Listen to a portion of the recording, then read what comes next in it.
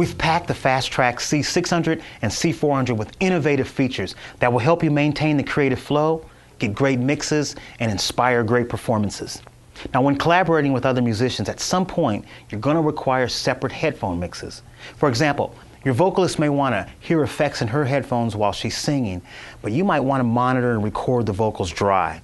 Now, in the past, this would require additional gear, cables, and more setup time. But now, you can easily do this with the Fast Track C-Series interfaces because they provide multiple headphone mixes as well as onboard DSP effects for monitoring. And here's how you set that up. Okay, so now we're listening to the C600 headphone output number 1. Now, to set up your headphone mixes, all you need to do is to go to Hardware, Launch Setup app, and the Fast Track C600 control panel will launch. Up top, you have analog 1 and 2 and analog 3 and 4. Now, these will control the headphone output 1 or headphone output 2 on the front panel of the C600. Now, I want you to notice how analog 1 and 2, the faders are grayed out down here.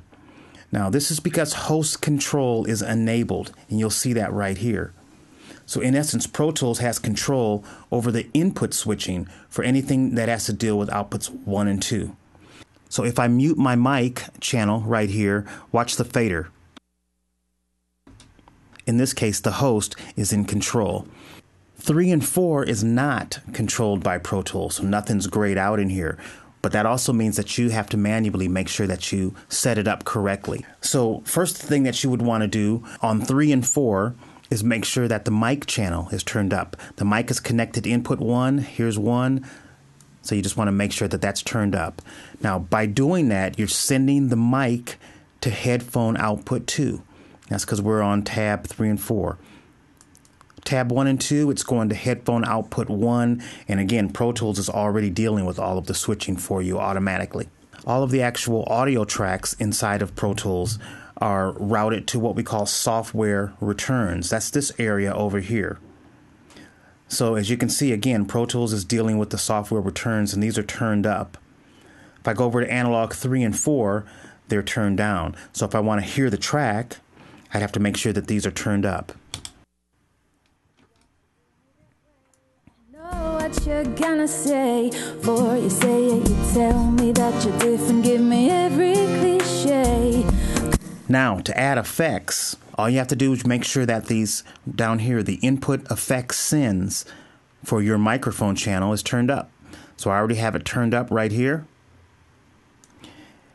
And by doing so, it's sending the microphone input to the effect section down here. And I can choose any one of these different effects.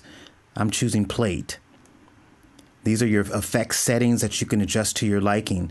But I'm still not hearing anything. That's because the last thing you have to do is turn on the effects return. You have to return that effect. And you just do that right here. By bringing up this effects return button, now we're hearing a little bit of reverb on our track. I can bring it down or I can adjust it however I want. Now, I don't want to hear reverb out of headphone number 1. Those are my headphones. If you want to apply reverb to headphone 2, go to 3 and 4, and we turn up the effects return for 3 and 4. Now, you can also save your settings so that you can easily recall them just by going to Save As. I hit Save, done. And anytime I wanted to recall my settings, C600 layouts, here's the basic settings that you can quickly go in and recall. So there you have it. Powerful yet simple to set up. I'm Brian Carter. Thanks for watching.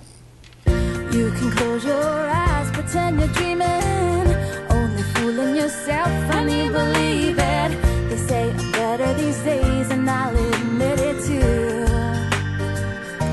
It's me minus you.